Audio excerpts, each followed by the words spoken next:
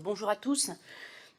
Avant de rentrer dans le vif du sujet sur la question des nappes phréatiques qui a retenu toute notre attention dans ce porté à connaissance, quand même quelques mots suite aux 3 interventions que l'on vient d'écouter religieusement. D'abord, moi je retiens de l'artiste Laura Céliès une phrase qu'il serait de bon ton que l'on entende tous collectivement et que les oreilles vont, je cite, chuchoter, ici donc, que les décisions se prennent à plusieurs. Je trouve ça assez édifiant de l'entendre dire de la part d'une artiste, et c'est tellement vrai. Juste quelques mots, puisque, vous le savez, on n'a pas le droit d'intervenir sur les 3 présentations. Ce n'est pas qu'on est d'accord avec tout, ou qu'au contraire, on n'est pas d'accord, ça ne veut rien dire, puisque c'est le silence qui règne de façon obligatoire pour les oppositions. Dire d'abord que les témoignages sont quand même édifiants. Entre la concertation et les parents d'élèves, l'état des lieux est posé par vos oppositions depuis bien longtemps, et vous n'en avez que faire, et généralement, d'ailleurs, souvent en conseil municipal, vous les moquez collectivement de ces analyses, alors que là, elles sont dites par un représentant d'un CCI, et on ne peut pas dire qu'on soit très complice politique. Je pense qu'on ne peut pas nous faire ce procès-là avec M. Delescure, ou alors avec des parents d'élèves qui ne sont a priori pas politisés, certainement tirés au sort, que sais-je, sur la méthode de création de ce groupe de 28 parents, qui vous disent un certain nombre de choses que nous avions identifiées, que nous connaissons, sur lesquelles nous vous avons averti, et les oppositions du mandat précédent avant nous.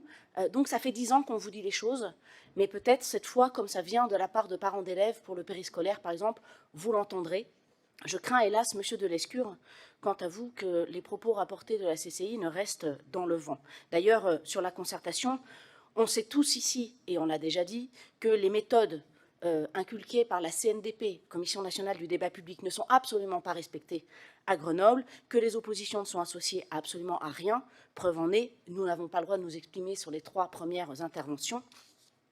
Et puis, sur le périscolaire, un dernier point, c'est très intéressant, ce retour que nous découvrons en conseil municipal. Nous n'avions rien avant le conseil.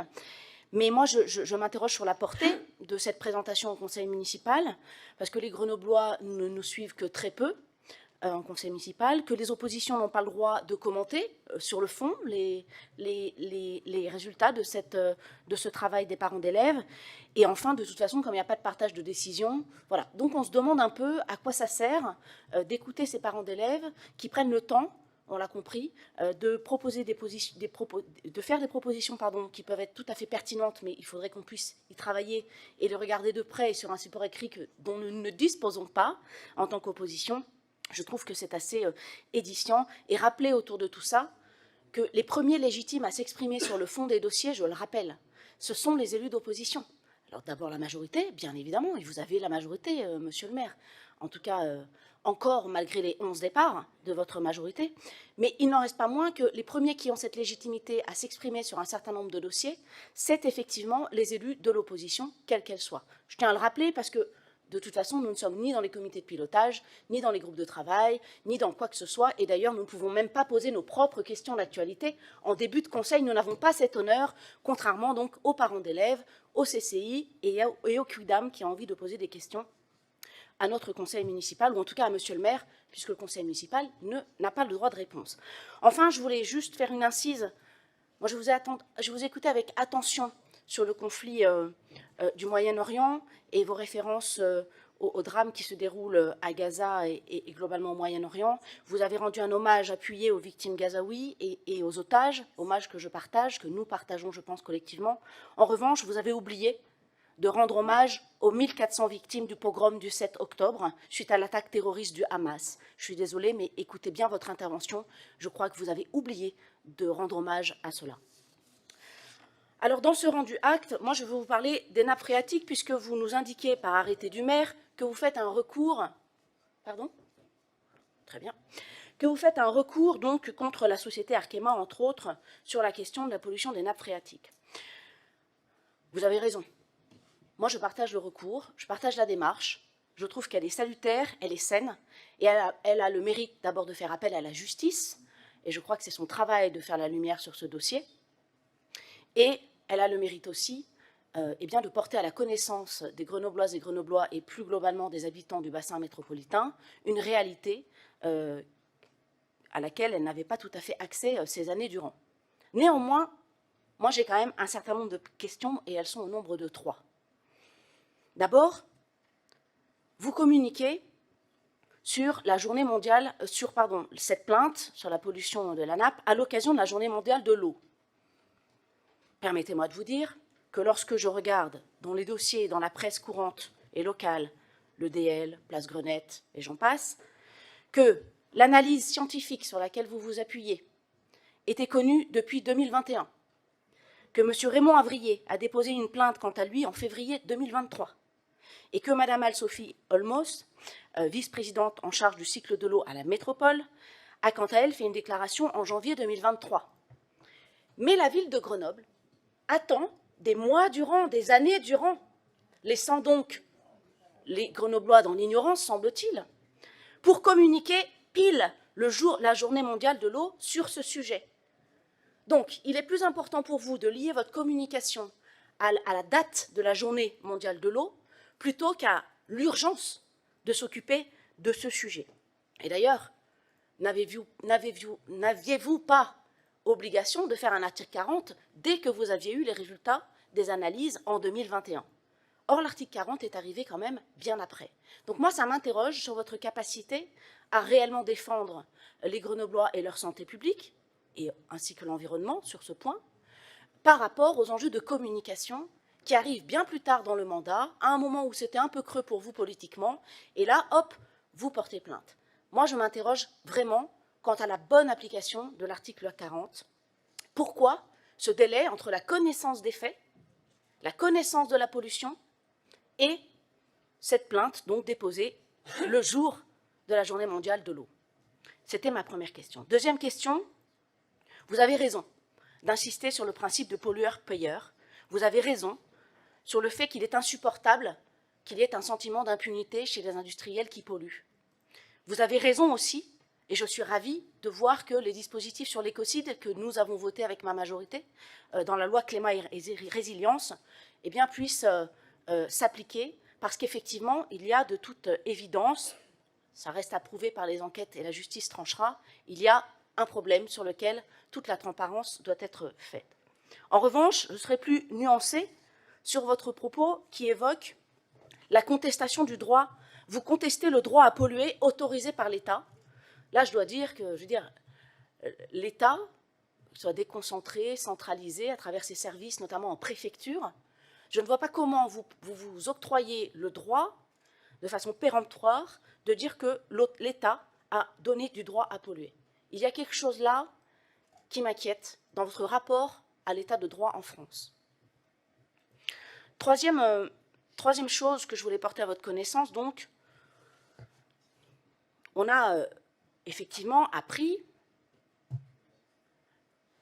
que depuis longtemps, vous connaissiez cette information, qui n'a donc pas fait l'objet d'un signalement article 40, et même M. Coiffard, en conseil métropolitain, président du groupe UMA, a dit « Ah oui, mais on le sait depuis 2012 ». J'ai relu ses propos, parce que déjà, au conseil métropolitain, cela m'avait heurté. Et donc, forcément, lorsque on s'interroge, ça arrive à mon 4e point et donc ma 2e question, vous votez à la métropole contre l'élargissement de la compétence eau à l'échelle métropolitaine qui permettrait de lancer cette enquête administrative par la collectivité et de structurer le dialogue avec les autorités compétentes pour vérifier les procédures à suivre de façon à mettre en cause ou non les industriels que vous ciblez. Et là, c'est la 2e question.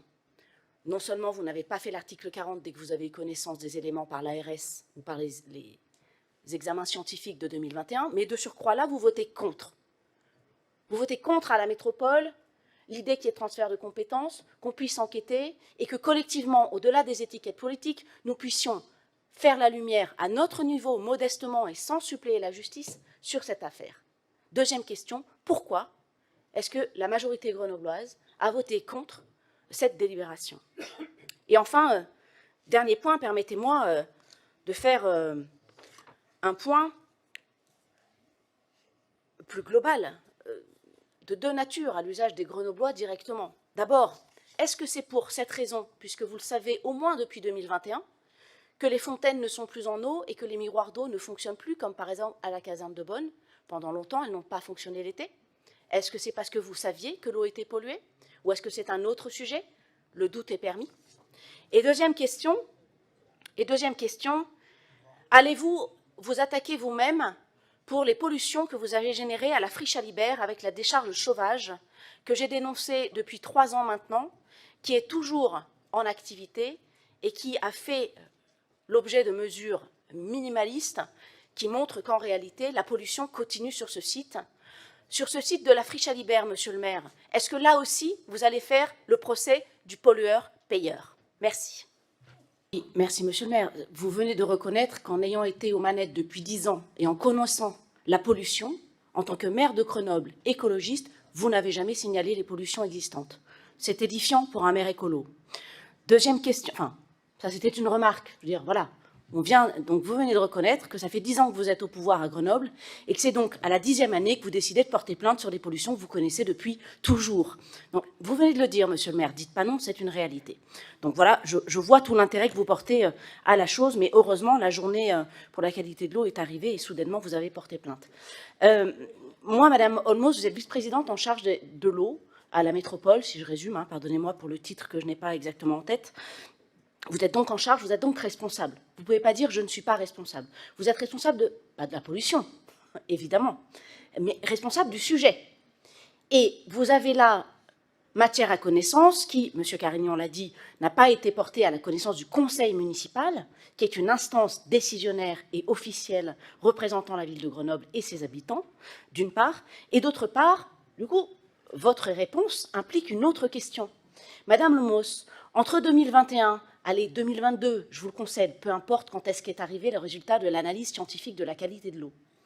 Peu importe. En 2 ans, qu'est-ce qui fait qu'il y a 2 ans, ce n'était pas le moment de faire un article 40, et qu'est-ce qui fait que là, c'est le moment de faire un article 40? Est-ce que les seuils de polluants ont explosé, Madame Olmos?